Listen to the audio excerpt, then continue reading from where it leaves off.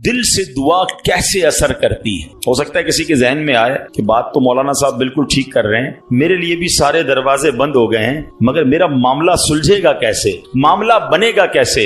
ایک صاحب تھے, کافی امیر تھے, اپنا بنگلہ بھی تھا, اپنی گاڑی بھی تھی, اللہ پاک نے بہت دیا تھا. شام کو گھر آئے, بچوں کے ساتھ وقت گزارا, کھانا کھایا اور اس کے بعد اپنے بستر پر لیٹ گئے. رات ہو گئی تھی, بڑا نرم بستر تھا, ٹھنڈا کمرہ تھا, مگر کروٹ بدلتے جا رہے تھے, نیند نہیں آ رہی تھی. نیند بھی اللہ پاک کی نعمت ہے, جس کو آ جائے لوگ اس کی بھی قدر نہیں کرتے. پوچھو اس سے جس کو نیند نہیں آتی. اب کافی دیر تک کروٹ بدلنے لگا کہ پتہ نہیں کیوں نیند نہیں آ رہی, چلو آج تھوڑی سی فریش ایئر لیتا ہوں, شاید نیند آ جائے. گھر سے باہر نکلے, گاڑی سٹارٹ کی اور آگے چلتے رہے اور گھومنے لگے گلیوں میں. اچانک ایک مسجد نظر آئی اور مسجد کا دروازہ کھلا نظر آیا. کہ چلو یار ایسے ہی گھوم رہا ہوں, ذرا مسجد کے اندر چلا جاتا ہوں, وضو کر کے کچھ 2 رکعت نفل پڑھ لیتا ہوں. مسجد کے باہر گاڑی پارک کی, وضو کیا, مسجد کے اندر داخل ہوئے. تو جیسے ہی مسجد کے اندر گئے تو پوری مسجد خالی, مگر ہلکی ہلکی کہیں سے رونے کی آواز آئی. رات کو اس وقت کون ہے مسجد میں اور کیوں رو رہا ہے؟ تو دیکھا کہ ایک کونے میں ایک غریب آدمی اللہ کی بارگاہ میں ہاتھ اٹھائے رو رہا ہے اور روتے روتے اللہ کی بارگاہ میں عرض کر رہا ہے کہ اے اللہ, میری بیٹی بیمار ہے, ڈاکٹر نے آپریشن کا کہا ہے, مجھ غریب کے پاس پیسے نہیں ہیں, کہاں سے لاؤں؟ اے رب کریم, تو ہی اسباب بنانے والا ہے, مجھ غریب کی حالت زار پر رحم فرما. اس امیر شخص کو سمجھ آ گیا مجھے نیند کیوں نہیں آ رہی تھی, مجھے کہیں بھیجا گیا ہے, میں ڈھونڈتے ڈھونڈتے اسی کے لیے آیا ہوں. اللہ اکبر. وہ غریب کے پاس گیا, جیب میں جتنی رقم تھی نکال کر اس کے پیش کر دی کہ بھائی یہ لے لو اور میرا یہ کارڈ بھی رکھ لو, کبھی بھی ضرورت پڑے تو مجھ سے بات کر لینا. اس غریب شخص بھی کیسا خوددار تھا, اس نے کارڈ واپس دیا کہ مجھے ایڈریس کی ضرورت نہیں ہے, میرے پاس ایک ایڈریس موجود ہے. تو کون سا ایڈریس موجود ہے؟ بولو یہ ایڈریس ہے نا, اللہ کی بارگاہ میں آیا, اس نے تمہیں بھیج دیا, جب دوبارہ ضرورت پڑے گی تو بھی اسی کی بارگاہ میں آ جاؤں گا. سارے دروازے بند ہو جائیں, میرے کریم کا دروازہ کھلا ہو. ہمارا پرابلم ہے ہم جاتے ہی نہیں اس کے پاس. اچھا اپنا ایک چھوٹا سا ٹیسٹ لے لو نا, تاکہ اندازہ ہو جائے گا آپ کو. کبھی بھی آپ کو بیماری ہو, پیٹ میں درد ہو, سر میں درد ہو, پاؤں میں درد ہو, چوٹ لگ جائے, پہلے کون یاد آتا ہے؟ ڈاکٹر.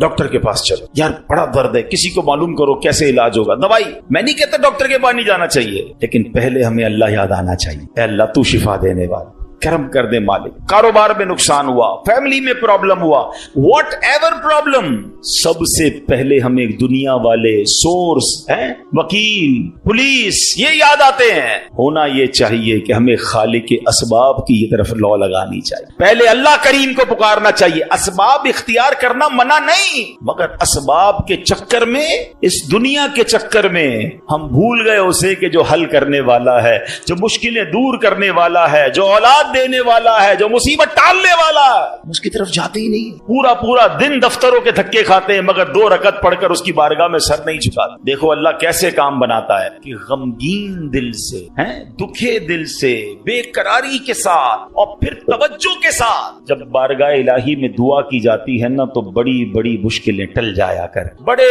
بڑے مسئلے حل ہو جایا کرتے ہیں.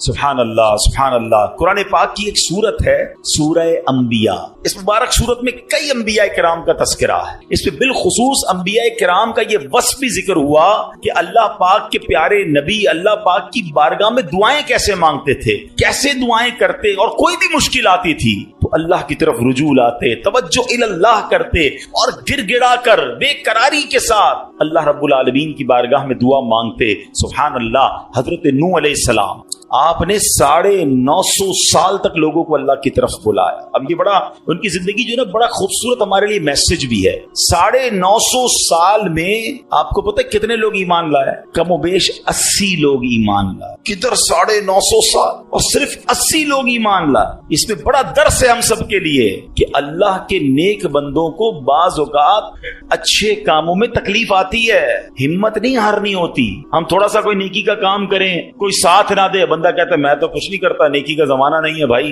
میں تو اللہ کے لیے کر رہا تھا, کوئی ساتھ ہی نہیں دے رہا, فلاں نے تو دل توڑ دیا, فلاں نے ساتھ نہیں دیا.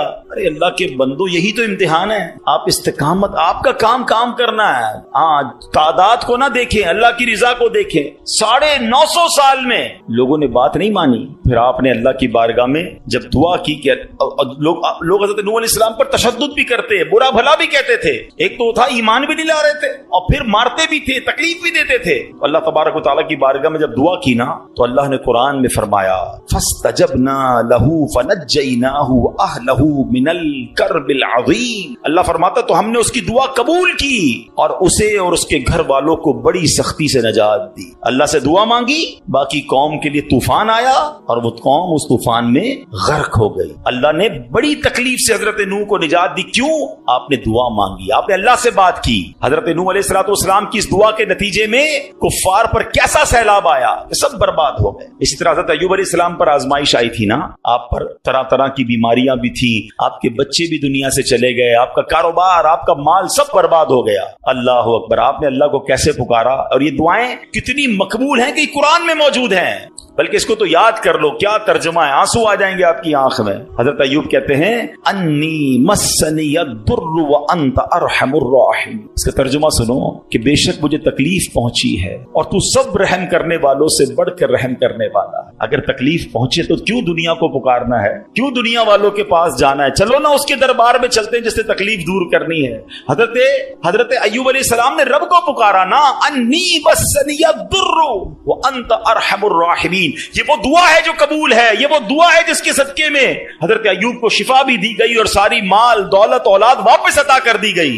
اگر آپ بھی کسی پریشانی میں ہیں, آپ بیماری میں ہیں, آپ قرضے میں ہیں, آپ مصیبت میں ہیں, آؤ نا رب سے حضرت ایوب کے انداز میں دعا مانگتے ہیں نا. اچھا, یہ دعا اللہ نے ہمیں سکھانے کے لیے تو قرآن میں عطا فرما دی نا کہ میرے بندو میرے دربار میں مانگنا ہے تو یوں ہی مانگ لو جیسے میرے نبی نے مانگا ہے. اللہ اکبر. علماء کہتے ہیں یہ بڑی دلاسا دینے والی دعا ہے, یہ بڑی مشکلوں کو ٹالنے والی دعا ہے, یہ تکلیفوں میں کام آنے والی دعا ہے. ترجمہ تو دیکھو نا, یعنی اللہ کے سامنے اپنا مسئلہ پیش کر دیا آپ نے کہ بے شک مجھے تکلیف پہنچی ہے اور تو سب رحم کرنے والوں سے بڑھ کر رحم کرنے والا. اے اللہ بیمار ہوں, اے اللہ پریشان ہوں, اے اللہ قرضے میں ہوں, کہو نا رب سے مجھے تکلیف پہنچی ہے, مجھے ستاتے ہیں لوگ, مجھے تکلیف دیتے ہیں, مجھے پریشان کرتے ہیں لوگ, اور تو سب رحم کرنے والوں سے بڑھ کر رحم کرنے والا. اور جب آپ نے دعا کی تو دعا کیسے قبول ہوئی, یہ بات بھی رب نے قرآن میں ارشاد فرمائی سورہ انبیاء میں, فاستجبنا له فكشفنا ما به من ضر وآتيناه أهله ومثلهم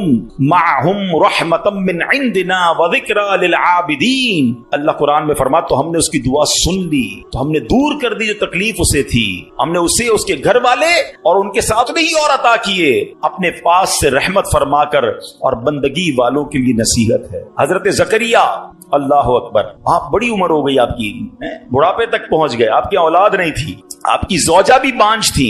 آج کل ڈاکٹر کہہ دیتے ہیں نا کہ اولاد نہیں ہو سکتی, ہم ڈاکٹروں کی بڑی مانتے ہیں. ارے ڈاکٹر کچھ بھی کہہ دے, ان اللہ علی کل شیء قدیر, میرا رب جو چاہے وہ کرنے پر قادر ہے. اپنی آنکھوں سے دیکھا ہے, آپ نے بھی دیکھا ہوگا, کسی کو ڈاکٹر کہتے ہیں جناب کوئی مرض نہیں ہے, 100% فٹ ہے, 2 دن بعد دنیا سے چلا جاتا ہے. کیسے مرا ڈاکٹر کو بھی پتہ نہیں, موت آ گئی نا.